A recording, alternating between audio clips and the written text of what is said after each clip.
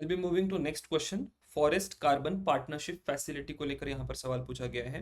Now first statement is it is a global partnership of government, businesses, civil society and indigenous people. तो पहला statement सही है कि forest carbon partnership facility जो है ये आपके जितने भी गवर्नमेंट्स होती है, बिजनेसेस होते हैं, सिविल सोसाइटी और जो इंडिजिनियस पीपल होंगे किसी पर्टिकुलर फॉरेस्ट एरिया में, इन सबको इन्वॉल्व करके फॉरेस्ट कंजर्वेशन का काम करती है. Next is it provides financial aid to universities, individual scientists, institutions involved in scientific forestry research. ये भी स्टेटमेंट सही है. अब यहाँ पर अगर आप स्टेटमेंट पढ़े तो you'll find that कि ये जो स्टेटमेंट्स है जेनेरिक स्टेटमेंट्स है, तो जनरली जेनेरिक स्टेटमेंट्स जो होते हैं बाय एंड लार्ज वो करेक्ट ही होते हैं. पॉजिटिव सेंस में अगर आप इसको ले ले तो you will be able to understand कि कुछ बहुत ज़्यादा गलत इस स्टेटमेंट में नहीं दिखाई दे रहा है, राइट. तो there is nothing much to think about it. तो ये एक एडवाइस भी है एग्जाम हॉल में. If you find some generic statements जो कि इजी गोइंग है, take them as correct only, right. Overthink अगर आप वहां पर करेंगे, छोटी छोटी चीजों को पकड़ने की कोशिश करेंगे, तो you will make errors, right.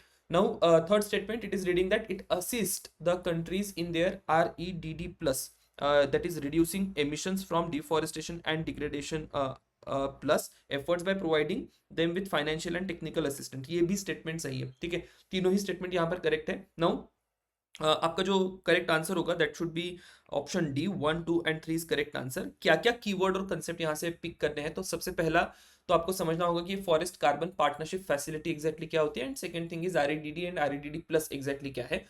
इन दोनों ही चीजों को आपको अच्छे से ध्यान में रखना होगा. Now moving on to statement analysis. अगर आप देखिए already we have had like की डिस्कशन की एग्जैक्टली क्या करते हैं, तो I am not be going into explanation वाला part. I jump directly jump on to the forest carbon partnership facility वाला प्रोग्राम. सो ये जो फॉरेस्ट कार्बन पार्टनरशिप फैसिलिटी का प्रोग्राम है रन करा जाता है वर्ल्ड बैंक के द्वारा. किस लिए? Combat desertification and climate change. Financial और टेक्निकल असिस्टेंस प्रोवाइड करते हैं जो भी आरईडीडी या आरईडीडी प्लस के टारगेट्स होंगे उनको अचीव करने के लिए. नाउ पर्पज अगर आप यहां पर देखें, so it is assisting countries building their capacity for REDD plus. अब ये अगर आरईडीडी और आरईडीडी प्लस नहीं पता होगा तो maybe I will first tell you what this REDD and REDD plus is all about. So, REDD plus reads as reducing emission from deforestation and forest degradation. ठीक है, तो जितनी भी फॉरेस्ट डिफॉरेस्टेशन हो रहा है उस कारण से एमिशंस होते हैं, राइट. कार्बन डाइऑक्साइड का एमिशन होगा और उस कारण से ग्लोबल वार्मिंग या क्लाइमेट चेंज की सिचुएशन क्रिएट होगी. अब हमें क्या करना है, we have to restrict this deforestation as well as जो फॉरेस्ट का डिग्रेडेशन हो रहा है उसको भी हमें रेस्ट्रिक्ट करना है. तो उसके लिए ये United Nations framework convention on climate change का एक प्रोग्राम है दैट इज आरईडीडी. पहला फेज जो था वो आरईडीडी कहा जाता था, उसके बाद का फेज आता है which is termed as REDD plus. Now what we exactly do in this particular framework, so ये कॉम्बैट करेंगे climate change by reducing emission from the deforestation and forest degradation और प्रमोट करेंगे फॉरेस्ट मैनेजमेंट और conservation को. तो इसका जो पहला फेज था उसमें हमें यही करना था कि हमें डिफॉरेस्टेशन रोकने थे या फॉरेस्ट का डिग्रेडेशन रोकना था, राइट. जहां पर भी वर्ल्ड वाइड कटिंग हो रही है फॉरेस्ट की, वी विल ट्राइंग टू कि कुछ एक अदर मैकेनिज्म से we will restrict those deforestation वाली थिंग. अब प्लस का मीनिंग क्या है, तो आप डिफॉरेस्टेशन तो रोकेंगे ही रोकेंगे, लेकिन जो एग्जिस्टिंग फॉरेस्ट है उनका आप कंजर्वेशन भी करेंगे, उसका सस्टेनेबल मैनेजमेंट करेंगे, उसकी क्वालिटी इंप्रूव करेंगे. जब आप कंजर्वेशन करते हैं, सस्टेनेबल मैनेजमेंट करते हैं, क्वालिटी को इंप्रूव करेंगे, that will result into one important outcome, that is कि आप फॉरेस्ट का जो कार्बन स्टॉक है, मतलब क्या हुआ, फॉरेस्ट में जो कार्बन डाइऑक्साइड स्टोर्ड है उसको आप इंप्रूव कर रहे हैं या उसको आप एनहांस कर रहे हैं, and that will result into lesser carbon dioxide emissions और क्लाइमेट चेंज या ग्लोबल वार्मिंग से आप कॉम्बैट कर सकते हैं. तो ये ऑब्जेक्टिव्स अगेन मोर और लेस ऑन सिमिलर लाइन. तो एक मेजर ऑब्जेक्टिव तो है क्लाइमेट चेंज और ग्रीन हाउस गैसेस के एमिशन को रोकना, लेकिन फिर साइड वाइज आप अगर यहाँ पर देखें एडिशनली आप बायोडाइवर्सिटी भी कंजर्व कर रहे हैं, लोकल इकोसिस्टम को भी आप प्रमोट कर रहे हैं. एट द सेम टाइम जो भी लोकल कम्युनिटीज है उनको आप लाइवलीहुड सपोर्ट भी यहाँ पर दे रहे हैं. सो दैट इज लाइक कि मल्टीपल ऑब्जेक्टिव्स आप आरईडीडी से यहाँ पर फुलफिल करेंगे.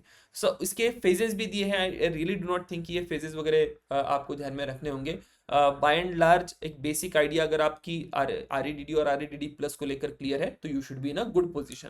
अब आते हैं वापस फॉरेस्ट कार्बन पार्टनरशिप फैसिलिटी पे। अब यहाँ पे हमने देखा कि ये जो भी हम लोग आरईडीडी में कर रहे हैं तो उसके लिए जो फंडिंग लगेगी या टेक्निकल असिस्टेंस लगेगा तो वो कहां से आएगा? So that is coming from forest carbon partnership facility, right? So that is how you have to understand this. अब इसमें भी दो कंपोनेंट आपको ध्यान में रखने हैं। एक रेडीनेस फंड होता है।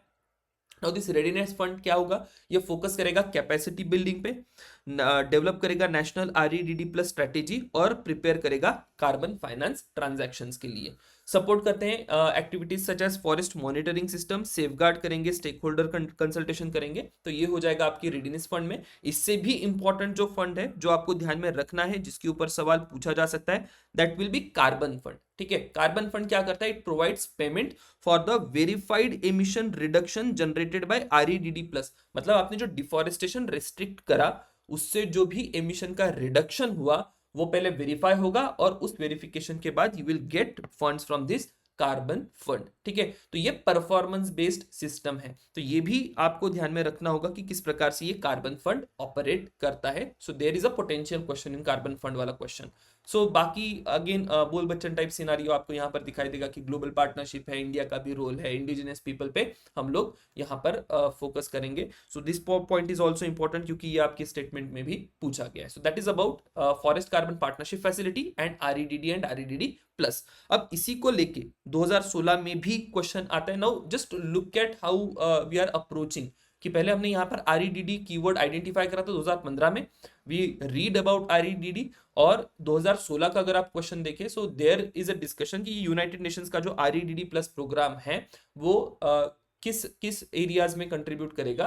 तो बायोडायवर्सिटी भी प्रमोट करेंगे, फॉरेस्ट लोकल इकोसिस्टम जो होगी उसमें भी प्रमोट करेंगे, and then we also talked about कि लाइवलीहुड प्रोवाइड कर रहे हैं लोकल एरियाज में, तो पॉवर्टी रिडक्शन में भी ये मदद कर सकता है। So all options are going to be correct in this particular question. So that is how you are suppose to approach PYQs. अब अगर आप देखें कि ये सवाल क्यों पूछा गया था, तो 2015-16 में फॉरेस्ट कार्बन पार्टनरशिप फैसिलिटी और आरईडीडी एंड आरईडीडी प्लस ये तीनों ही कंसेप्ट बहुत न्यूज में थे, राइट? और न्यूज में होने के कारण इसके ऊपर सवाल पूछा गया था। अभी अगर हाल फिलहाल में देखिए करंट अफेयर्स में एज सच मुझे कुछ दिखाई नहीं दिया इसको लेके, दोनों ही कॉन्सेप्ट को लेके, but still I will verify once again as we are moving forward to this program. और अगर मुझे कभी कुछ दिखाई देता है उसको लेके तो I will definitely post it here. So that is about one more question. Will see you in next question. Thank you.